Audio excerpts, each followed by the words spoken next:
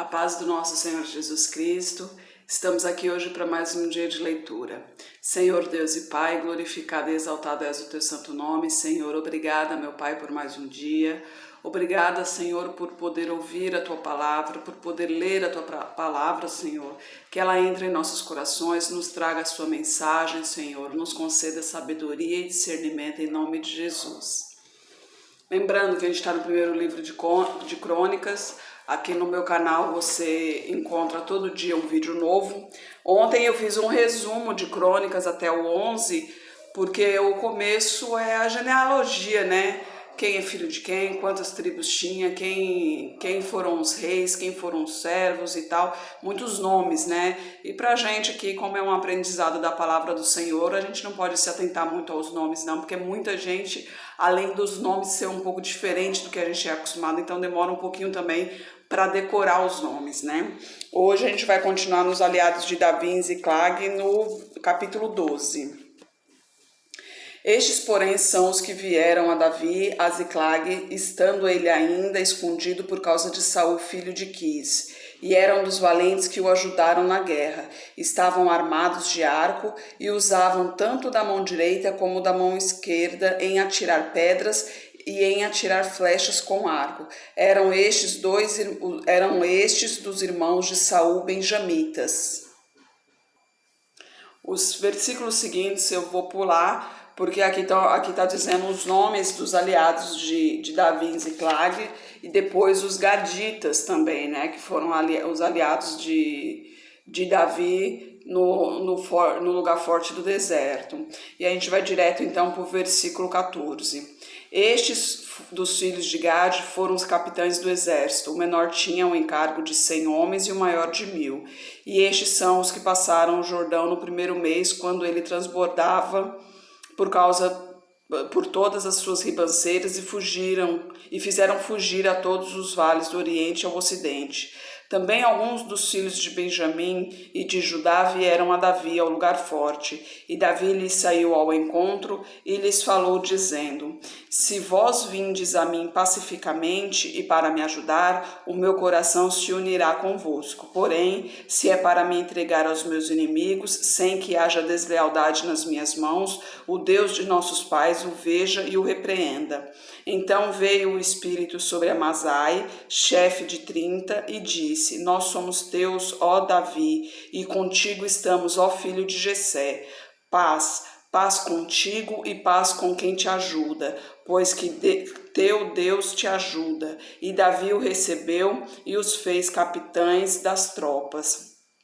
Também de Manassés, alguns passaram a Davi, quando veio com os filisteus para a batalha contra Saul, ainda que não ajudaram os filisteus, porque os príncipes dos filisteus, tendo feito conselho, os despediram, dizendo: À custa de nossas cabeças passará a Saul, seu senhor. Voltando, pois, ele a Ziclag, passaram-se para ele de Manassés, Adna, Josadabe, Gediel, Micael, Josabade, Eliú, Ziletai, chefes de milhares de Manassés. E estes ajudaram a Davi contra aquela tropa, porque todos eles eram heróis valentes e foram capitães do exército. Porque naquele tempo, dia após dia, vinham a Davi para o ajudar, até que se fez um grande exército, como o exército de Deus. Aqui Deus mostrando a aliança dele a Davi, né, que ele tinha prometido a Davi, que ele mesmo ungiu a Davi, né, ele que escolheu Davi para ser rei. Então, quando Saul foi atrás dele, né, porque lembra que a gente já leu sobre isso, né, que Saul foi ungido pelo Senhor, mas ele fez o que era mal aos olhos do Senhor, o Senhor se desfez dele, né, se afastou dele. Então o espírito maligno se apossou de Saul e ele só se acalmava com a harpa de Davi. Mas quando ele soube que Davi foi ungido pelo Senhor para ser rei em Israel, ou seja, o seu sucessor, ele quis matar a Davi. Então Davi teve que se esconder, porque ele também não podia matar Davi, ele não podia matar Saul, porque embora Deus se afastou de Saul, mas Saul era um ungido do Senhor. E Deus diz: ai daqueles que mexerem com o meu ungido. Então ele teve oportunidades, mas nunca matou Saul por amor de Deus, né? Por ser um ungido de Deus. Mas Deus sempre foi com Davi, sempre o protegeu, sempre o guiou. E aqui ele mandava o povo, dentre todos os povos, recolhia alguns para se encontrar com Davi, para se firmar ao lado dele. E assim se formou um grande exército seguindo Davi, né? Os aliados de Davi em Hebrom, no versículo 23. Ora, este é o número dos chefes armados para a peleja que vieram a Davi em Hebrom para transferir a ele o reino de Saul, conforme a palavra do Senhor. Dos filhos de Judá, que traziam escudo e lança, 6.800 armados para a peleja. Dos filhos de Simeão, homens poderosos para pelejar, 7.100.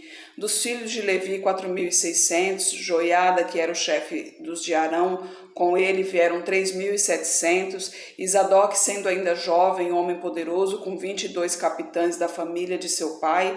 E dos filhos de Benjamim, irmãos de Saul, 3.000, porque até então havia ainda muitos deles que eram pela casa de Saul. Dos filhos de Efraim, 20.800 homens poderosos, homens de nome nas casas de seus pais, e da meia tribo de Manassés, 18.000 que foram apontados pelos seus nomes para vierem para fazer rei a Davi. E dos filhos de Issacar, 200 e de seus chefes, destros na ciência dos tempos, para saberem o que Israel deveria fazer, e todos os seus irmãos seguiam suas ordens. De Zebulon, dos que podiam sair no exército, 50.000 ordenados para a peleja, com todas as armas de guerra, como também destros para ordenarem uma batalha, e não eram de fugir da luta. De Naphtali, 1.000 capitães, e com eles 37.000 com escudo e lança. Aí aqui fala, né, dos danitas, de Aser, do outro lado do Jordão, no versículo 37, os rubenitas e gaditas da meia tribo de Manassés, com toda sorte de instrumentos de guerra, para pelejar 120.000. Todos esses homens de guerra, postos em ordem de batalha, vieram a Hebrom, com corações decididos para constituírem a Davi rei sobre todo Israel, e também todo o restante de Israel tinha o mesmo coração para construir a Davi rei.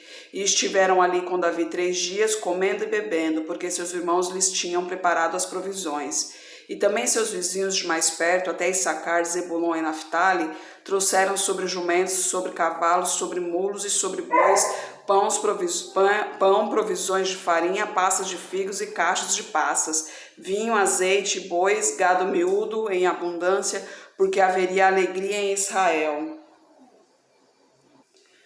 Então, aqui Deus já sempre crescendo o número de pessoas para ajudar Davi, né, a proteger Davi.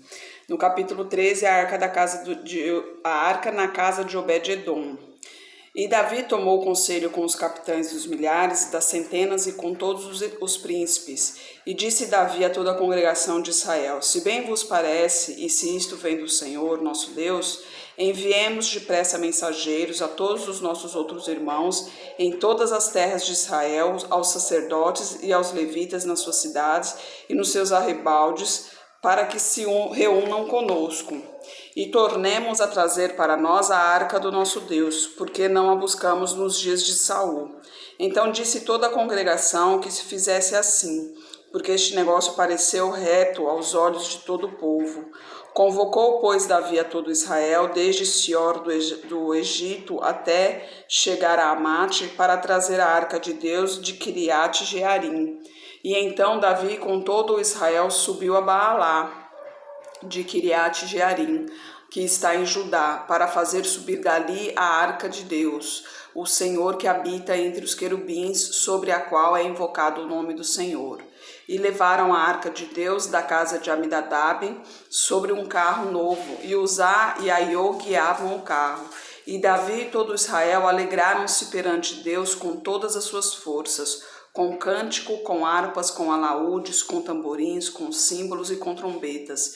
E chegando à eira de Quidom, estendeu Uzá a sua mão para segurar a arca, porque os bois tropeçavam.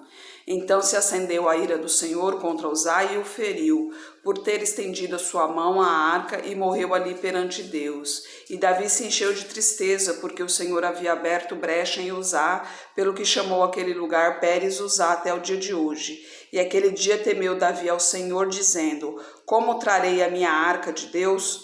Por isso Davi não trouxe a arca a si, a cidade de Davi, porém a fez levar à casa de Obed-edom, o Gate. Assim ficou a arca de Deus com a família de Obed-edom 3 meses em sua casa, e o Senhor abençoou a casa de Obed-edom e tudo quanto tinha. Simplesmente porque a arca estava na casa dele, a casa dele foi abençoada, né? Porque a arca ali era a presença de Deus. O rapaz ele morreu pela ira do Senhor, porque tem todo um processo para encostar na arca, né? Somente os santificados, os ungidos que podem encostar na arca, são os levitas, né? Porque nossa carne é pecaminosa. Então, quando você encosta na mão de Deus, a mão de Deus purifica o pecado. Como a carne é fraca, automaticamente a carne perde a vida. Então, foi isso que aconteceu ali. Por isso aquele homem morreu. Ele não devia ter tocado na arca do Senhor, né? Somente os levitas, somente as pessoas escolhidas por Deus que poderiam tocar na arca, né? Mas isso Davi temeu, né? Porque imagina só, isso aconteceu, poderia acontecer novamente. Como o caminho estava difícil, ele deixou ali na casa de Obed, né? E com isso, obviamente, a bênção também caiu sobre a casa de Obed. Isso nos mostra que muitas vezes a bênção está em nossa direção, mas acontece alguma coisa que ela para pelo meio do caminho. Isso não quer dizer que ela não vá chegar em você, ela vai sim, se mantenha firme, se mantenha forte no caminho do Senhor, porque ela vai chegar. Que Deus prometeu a você, Deus vai cumprir, ela vai chegar. Por mais que o demônio tenta impedi-la de chegar a ti, mas se você continuar firme, persistente no caminho do Senhor, essa bênção chega para você com toda a glória de Deus. Senhor Deus e Pai, glorificado e exaltado és o teu santo nome. Obrigada, Senhor, por tua palavra, Pai, que ela entre em nossos corações, modifique nossos corações, Senhor. Esteja com essa pessoa que está orando comigo agora, derrama a tua unção sobre ela, Pai. Eu não sei o que ela necessita, Senhor, mas tu sabes, Pai. Derrama a tua unção, manifesta o teu poder na vida dela, caia por terra toda seta inimiga, Senhor. Que todo mal seja queimado em nome de Jesus, Pai. Eu peço a ti pela minha família, pelos meus familiares, pelos meus amigos, pelos meus conhecidos, Pai, derrama a tua unção em cada um, Senhor. Eu peço pelos teus filhos, que eles sejam fortificados em tua presença, Pai. Eu peço pela nação, Senhor, que tire a venda de seus olhos, Pai, que ela veja o mau caminho que está trilhando, Senhor, e possa todos se voltarem para ti, Pai, para o caminho da liberdade e salvação. É o que eu oro em nome de Jesus. Que Jesus Cristo esteja em seu coração e que Deus abençoe.